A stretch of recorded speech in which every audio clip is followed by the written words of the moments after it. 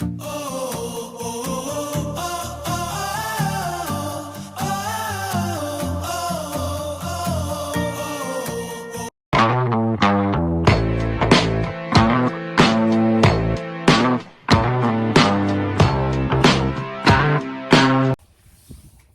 cow. Okay. So it's April 29th. It's our first day away from the dock. And we are only 4 weeks behind leaving the dock. right, but after 4 weeks, we're in a beautiful Anchorage. Nice palm shot there. Thanks. And so, okay. So we were really hoping to leave, obviously, a long time before this. And then had hoped to leave yesterday. And Ray, without consulting me, made arrangements. Saved the day. Made arrangements to go get the piece that connects our fuel hose to our outboard engine, because the one that we'd picked up didn't fit. I was not happy about it, but it absolutely saved the day. It only cost me like half a tooth. So we took care of business, got things ready to go. I was up at 7 o'clock rebedding a hatch this morning. Got ready to leave the dock by about 2 o'clock this afternoon. Oh my gosh, I'm really sorry for the yawning. I don't know if I'm mildly concussed. Or You're just tired. I might be mildly concussed. We went to leave the dock. The way that the dock is facing is almost due north, and the winds come almost due south up the lake. So we had the wind at the back of the boat. Typically we try to just kind of push the nose off, and which works beautifully most of the time. It doesn't work beautifully, but it works. Well, it's worked every time that we've left up until today. It works barely. There's not really a lot of room between the back end of the boat and the dock. That said, we also have a bit of dock, maybe 25 feet ahead of us, if that. Might only be about 20 feet. Here's exactly what that area looked like, so you can see how little space we have between us and the dock and other boats. So it's a really tight turn to kind of get out of there. We pushed off the boat. With the wind at the back of the boat, it's really hard to get the boat going fast enough, because there's not a lot of space going forward to get a good turn, because the wind is blowing you this way as well. And we have the dinghy on the back of the boat now, which sticks about 2 feet out past the side of the boat on either side. So when we left the dock, the nose of the dinghy caught on one of the poles that supports the roof there, because we were kind of in a transient, not really a slip, but transient dockage. Right. So the dinghy tipped. We lost one of our new oars in the water. Ray and Ethan are on the boat at this point. I'm on the dock trying to fend the boat off of the dock. I told them just to go up a little farther to pick me up at the fuel dock. He was able, after we almost hit a pontoon boat. So we almost hit the dock. We almost hit a pontoon boat. But we didn't. And there were no insurance claims. Snagged the dinghy.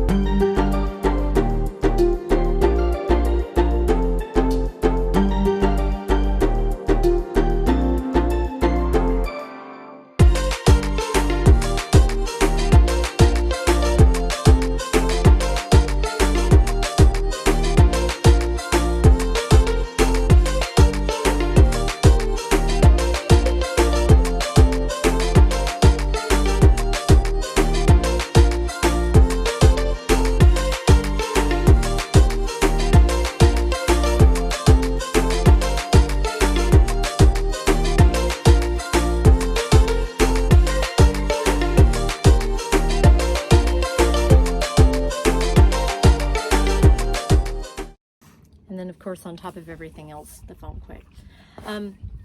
So where were we? We left the dock.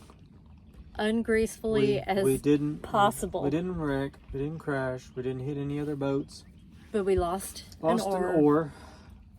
Brand effing new oar that has never been in the water. Got caught. Is sunk at the bottom of the lake. And turned, and that was that. So we left, nothing bruised as badly as our pride in that. It was an ugly departure. Yeah. It was an ugly, embarrassing departure, but we left. I don't think anybody was watching, so that was nice. I mean, I'm sure it's on camera somewhere. So we left. We'll see. We got out of the little cove that the marina is in. We motored about literally a half a mile down the lake from there. And we tucked into an anchorage marked Cozy Cove. And I picked an anchorage that was close, that had good reviews, was supposed to be fairly protected. It's really not. Not unless, maybe if you get way back in the back, but we were nervous about our swing radius for anchoring. And we know that this lake, as we mentioned earlier, the wind comes right out of the south, right down the lake, and the opening of this cove is facing south. So it's like the wind is just funneled right in on top of us. So we drop our anchor, and we decided ahead of time though, because we have the new windlass, and I wasn't 100% sure how it worked, and Ray wasn't even really 100% sure how it worked. So we did make the decision, which I'm proud and glad we did, to have Ray go forward to drop the anchor the first time, and I helmed. So we came in good and slow. I let him know when we were over the spot. He dropped the anchor, and it was harder than expected. Dropping the anchor wasn't bad, only there's just no controlling it. We have a manual windlass. The windlass that we installed is not like a push button, you let it out. It's still a manual windlass. So you have the mechanical advantage, which is good. To pull it in. Which is... But it's going to take some practice. Yeah, it's not easy because we mounted it inside of our anchor locker. It doesn't operating it to bring the chain in is not super easy, but it also, neither one of us have ever used a manual windlass. So anyway, we dropped anchor and got it set, and as we were backing down on the anchor, our inboard, our diesel engine, diesel died. Which we've had almost no trouble out of our engine.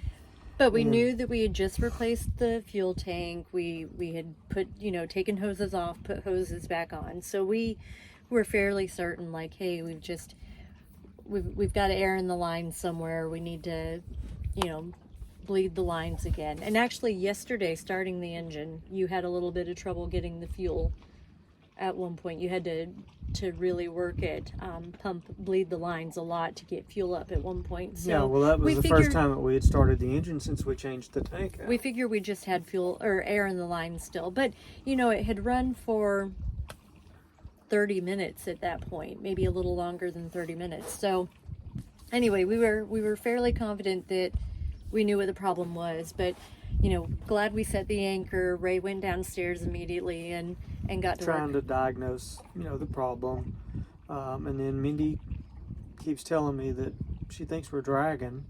And we had an anchor alarm set. We went ahead and set an anchor alarm. We tried that at the dock. That was a train wreck at the dock because every time the wind would blow, I guess the whole dock moves a little. Right. Or anyway, it goes off like crazy at the dock. But anyway, Mindy was right. The anchor alarm went off and we were dragging. And we were... Actually, I'm going to show you real quick. We were a little farther back in this cove, so the shoreline is pretty rocky back there, and we were approaching the shoreline fairly quickly. We probably still had 50 feet between us and the shore. Yeah, it wasn't dangerously close, but... it was enough to make me nervous. Yeah, so... and of course, at this point, we have no engine. So we're dragging anchor, and we have no engine. Yeah. Except... So I throw out an extra anchor to try to hold us, and then work on getting the outboard yeah, except cranked. we did have an engine. We had the outboard. Ray got the piece this morning, so... but we haven't started it. I mean, right. This is kind of our trial run, our shakedown, so to speak. And that's why we're so close to the marina. So, so we get the outboard on, and I have a little trouble getting it started, but finally do get it started. Which takes me back to memories, because there was another time that we had an outboard issue, and the outboard ran like a dream. It was the only outboard we ever owned that did run like a dream. It ran like a dream for about 3 weeks, and then it was a piece of crap. It wasn't a piece of crap, but as we were moving another boat up the lake, the outboard kept giving out, and we noticed that the ball pump on the fuel line to the outboard kept shrinking down. At one point, it actually suctioned down. We didn't have the tank vented, so I asked Ray immediately, is the tank vented? To which he said, yes, no, I don't know. It was a very I thought that I had it open. Maybe I didn't. So I leaned forward and was able to kind of look at it a little more, and it wasn't vented properly. So I was able to get it turned just in time for Ray to go to start the engine. And I took an elbow right to the face. Blacked out for a second. Ray came over and was immediately like, oh my God, are you okay? To which I said, am I? I think I asked you, am I okay? Because I touched my nose and there was blood on my finger, but I didn't have blood coming out of my nose. But I had a weird, taste in my mouth, but it wasn't blood. I didn't know what was up. So, I have a small cut on my nose, probably some bruising, and a chipped tooth. Not to mention the trauma to my elbow. Right. I mean, Priorities. I don't know if I'm going to be able to even steer the boat tomorrow. But I'm going to get plenty of mileage out of this story. I told him every port we go into, I'll be like, no. Every time you go to hug me, oh, I'm sorry. I'll make you a sandwich.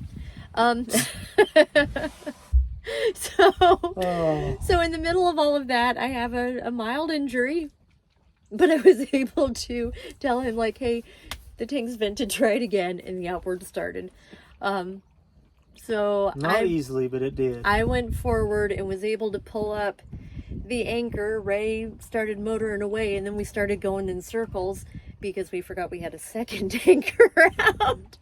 So I cleated off the first anchor, ran back so that I could helm the boat. Ray ran forward and was able to manage both anchors. And we were able to use the outboard to steer us forward far enough that we could drop anchor again and get a good set on the 2 anchors. We were able to do that, go downstairs. You found the issue with the diesel. A connection that was not tightened down. Not tightened down. Tightened down enough to run the engine for half an hour. Yeah, run the engine for a bit, but it was pulling air in on a connection, a hose fitting that was loose going to the primary fuel filter. So we were able to get that done. Long story short, the engine runs, the outboard runs. Our dinghy is much more durable than we thought. We know we got to work on. If anybody wants to send me a Hypalon, an West oar. Marine, if anybody at Blue Springs finds an oar, it didn't float to my knowledge. You can contact us and let us know where. Let us know, and we'll tell you where to ship it to. It was a weird day. It was 1.5 miles of distance, but and that was beautiful. It was fine. But a whole lot of experience in that 1.5 miles. The journey here was easy. Yeah, I mean that was the 5 minutes. Except for when we left the dock, but we didn't hit anything or anyone. It was so bad. Yeah, it was bad. It was so bad. Yeah. Mindy yelled at me. I don't yell, which is part of the problem. I don't yell and I don't speak very loudly. and then Ray is partially deaf. So then exactly. So then when I have to say it again, then he gets his feelings hurt because he feels like I'm yelling at him. She yells at me. Oh. And wonders why she gets hit in the face with my elbow. So there's natural and logical consequences. There you go. So it has been a long day. It's been a good day, but not good in the way that we thought it would be good. Not good maybe in a traditional sense, but it's been a good, productive day, and we didn't die. We did not die. So here's to not dying, and we'll see what tomorrow brings. We have some planning to do. We have some... Yeah, we're going to sit down and some talk plot through out tomorrow and... Well, and some talk through... the rest of the week. To talk about what went wrong today, what we need to do better and differently next time. Not yell at me. Right, I'll remember that. Yeah. I got you a headset so I don't have to yell. Will you wear the headset tomorrow? Put that down on the list. Will you wear the headset? Huh? Will you wear the headset? If I need to, yeah. You need to. Okay. So we got some planning and plotting out for the rest of the week to do.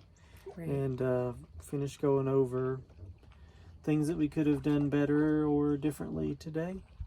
Right. But all in all, it's been, you know what? All in all, we're started. We're on the trip. We're on the river. We're on our way. So, hope I can see tomorrow. I told Ray I think it'll be really funny if I snore like incessantly now and keep him awake every night for the rest of his life. It's a little reminder. Day one. It was an adventure.